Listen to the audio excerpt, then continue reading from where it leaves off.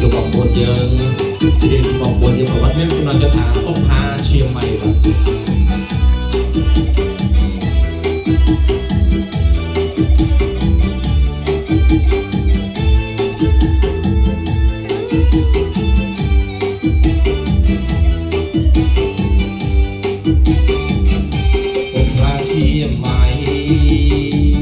រៀមនឹងអាឡៃអូនរងថ្ងៃពុំលេចឡើយនឹងគ្រាដំបងច្រៀងបំពេគេងលុកណៃស្ដាយសែនស្ដាយយើងបែកគ្នាហើយជាមិនអូនអើយសូមអូនគុំបែកចិត្តពីបងស្រងតែសែនស្រង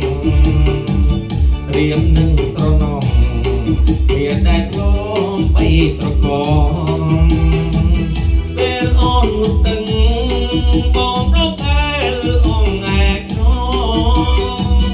អូនកំបែចិនអានបងរៀមគ្មានមុខនងតែអូនមួយជាគ្រួជីវិត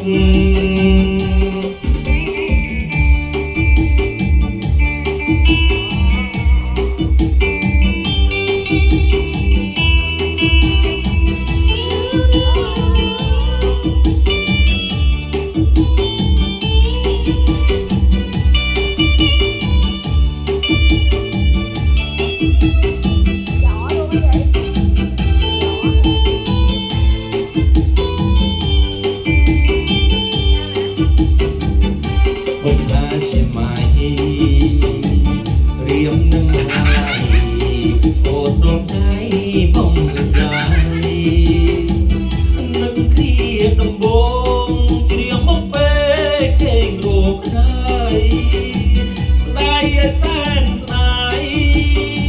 យើងបែកគ្នាហើយជាមិនអូនណៃសូមអូនគុំបែកជប់ពីបងរងសែនស្រងរៀមនឹងស្រណ